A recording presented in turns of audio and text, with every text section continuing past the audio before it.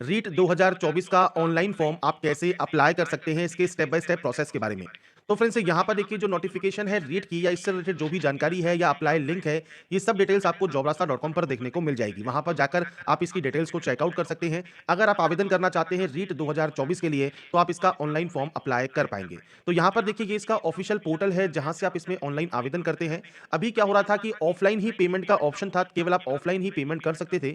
पर यहाँ पर फ्रेंड जो ऑनलाइन पेमेंट है वो भी आपका चालू कर दिया गया है। तो आप घर बैठे कैसे आपका फ्रेंड्स पेमेंट करेंगे, कैसे फॉर्म को सबमिट करेंगे और फाइनल प्रिंट आउट कैसे निकालेंगे, इन सभी डिटेल्स के बारे में हम इस वीडियो में बात करने वाले हैं। फॉर्म फ्रेंड्स इसका स्टार्ट हो चुका है 16 दिसंबर 2024 से 15 जनवरी 2025 रात्रि 12 बजे तक आप इस फॉर्म को अप्लाई कर सकते हैं।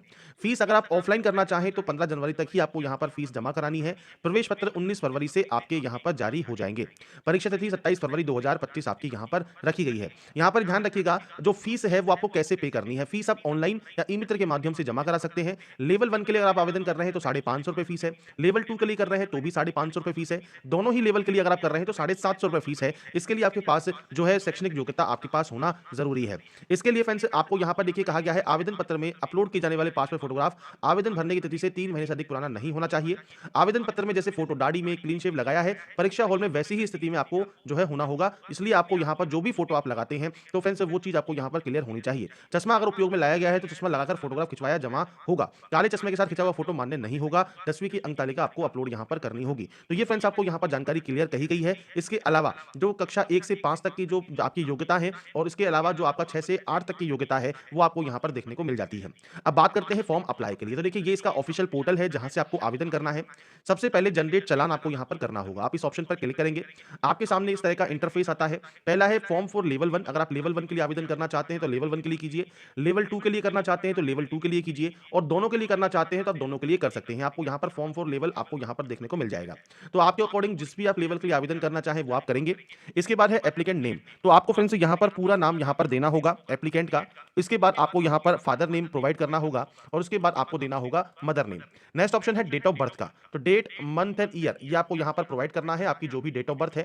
इसके बाद आपका मोबाइल नंबर क्या है वो आपको देना होगा। आपकी मेल आईडी आपको देनी होगी। इस सिक्योरिटी कोड को आपको एंटर करना होगा और फीस 550 रुपए पे करनी होगी क्योंकि एक ही लेवल के लिए आप आवेदन कर रहे हैं। अगर दोनों के लिए करेंगे तो 750 फीस आपको पे करनी होगी। अब आप आएंगे पेमेंट मेथड पर। दो ऑप्शन है ऑनलाइन ऑफलाइन। ऑफलाइन करना चाहें तो आप यहाँ पर ई मित्र सेलेक्ट करेंगे, सबमिट एंड पे करेंगे। ऑफलाइन चालान जनरेट होगा जिससे आप ई मित्र पर जाकर पेमेंट कर सकते हैं।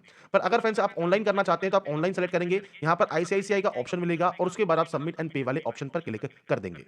इसके बाद फ्रेंड्स कुछ इस तरह का इंटरफेस आपके सामने यहाँ पर ओपन होगा जहाँ पर आपका चालान नंबर जो है वो जनरेट हो जाएगा और ये फ्रेंड्स आपकी जो बैंक कॉपी है वो आपके सामने यहाँ पर शो होती है। इसके बाद एक ऑप्शन है पे फी का। तो आप पहले इसका प्रिंट आउट सेव कर लें और उसके बाद पे फी वाले इस ऑप्शन पर आप क्लिक करेंगे। इसके बाद फ्रेंड्स मल्टीपल ऑप्शंस आपके सामने आएंगे पेमेंट करने के लिए। जैसे नेट बैंकिंग का ऑप्शन है, कार्ड का ऑप्शन है, क्रेडिट कार्ड का ऑप्शन है और यूपीआई का ऑप्शन भी आपको यहाँ पर दिया गया है।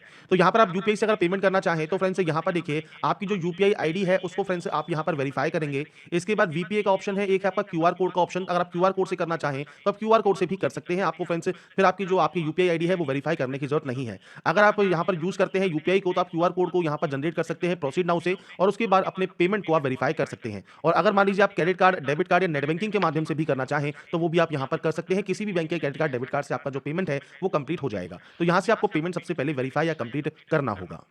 इसके बाद फ्रेंड्स कुछ इस तरह का इंटरफेस आपके सामने ओपन होगा जहां पर फ्रेंड्स आपको देखिए कहेगा क्यूआर पेमेंट कंफर्मेशन। तो जो ये क्यूआर कोड है इसको आपको स्कैन करके आपका जो पेमेंट है वो कंप्लीट आपको कर लेना है। इसके बाद फ्रेंड्स जैसे ही आपका पेमेंट यहाँ पर सक्सेसफुल होगा आपको पेड सक्सेसफुल का एक मैसेज मिलेगा। मतलब आपका जो यहाँ पर पेमेंट है वो सक्सेसफुल वेरीफाई हो गया है।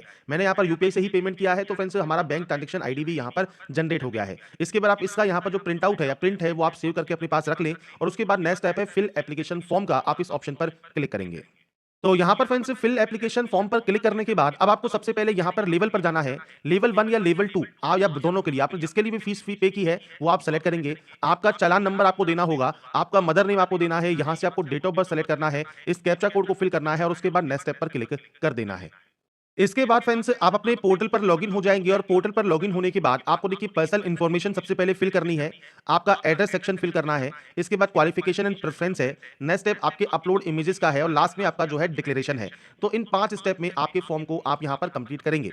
तो सबसे पहले फ्रेंड्स स्क्रॉल करते हुए आप नीचे आएँगे तो यहाँ पर आपको सबसे पहले जेंडर सेलेक्ट करने का ऑप्शन मिलेगा।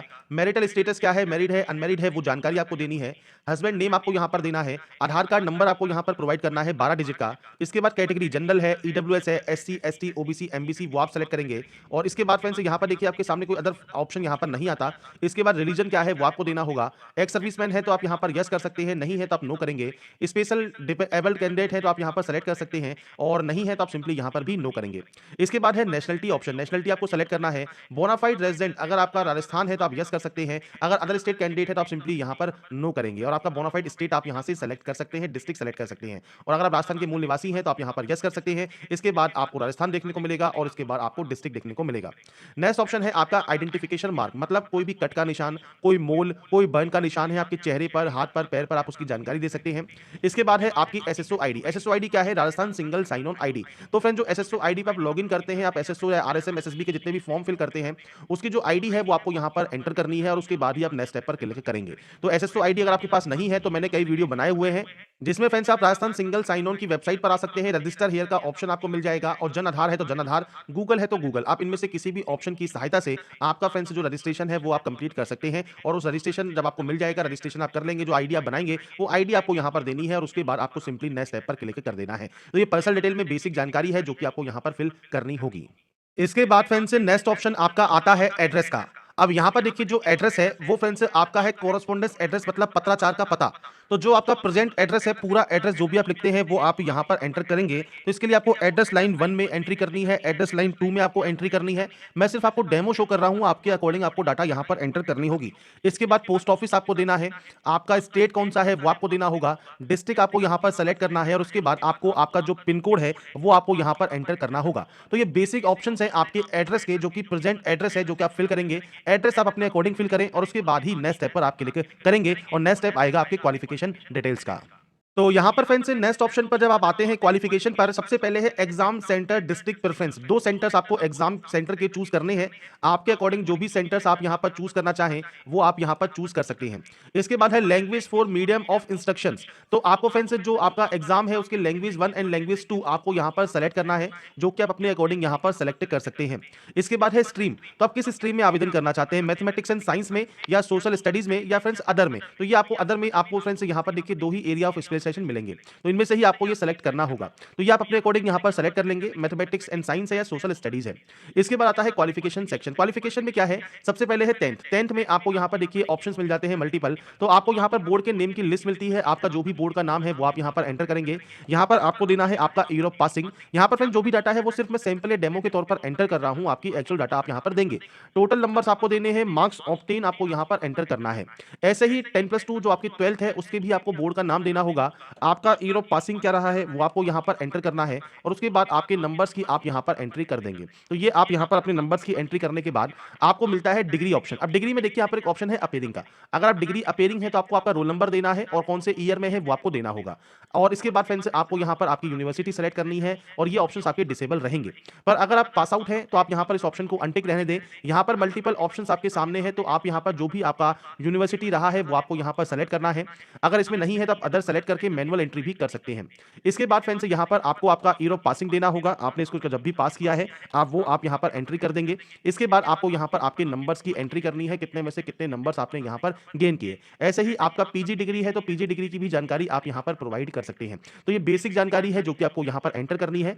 इसके बाद है एग्जामिनेशन पास। अब यहाँ पर देखिए बीएसटीसी या उसके इक्विवेलेंट या बीएड, यहाँ पर भी देखिए अपेयरिंग के ऑप्शन है, आपका रोल नंबर और ईयर आप दे सकते हैं बीएसटीसी के लिए। या बीएड के लिए बात करें तो यहाँ पर भी रोल नंबर या एनरोलमेंट नंबर और किस ईयर में है वो आपको जानकारी देनी है, आपके ये ऑप्शंस बंद हो जाएंगे। पर अगर आप पास आउट है तो आप क्या करेंगे, सबसे पहले मान लीजिए बीएसटीसी है तो आपको देखिए ऑप्शंस क्या क्या मिलते हैं। डिप्लोमा इन एलिमेंट्री एजुकेशन 2 साल का, बीएसटीसी 2 साल का, डिप्लोमा इन एजुकेशन जो कि स्पेशल एजुकेशन होता है वो अगर आपने किया है, बीएसटीसी संस्कृत से किया हुआ है, आपने फ्रेंड्स यहाँ पर बीएलएड किया है 4 साल का, या BSTC diploma in elementary education किया है स्पेशल एजुकेशन में, या अगर इनमें से मान लीजिए कोई ऑप्शन नहीं है आप अदर सेलेक्ट करके कोर्स का नाम दे सकते हैं।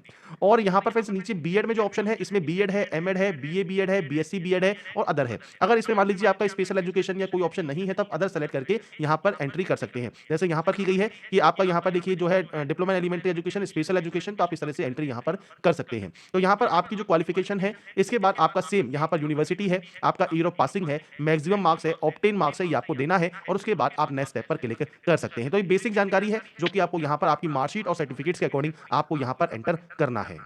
इसके बाद फ्रेंड्स यहाँ पर आप आ जाइए नेक्स्ट ऑप्शन पर, जो कि है अपलोड इमेजेस का। अपलोड इमेजेस में क्या है, आपको फोटो अपलोड करनी है, 3 महीने ज़्यादा पुरानी फोटो नहीं होनी चाहिए।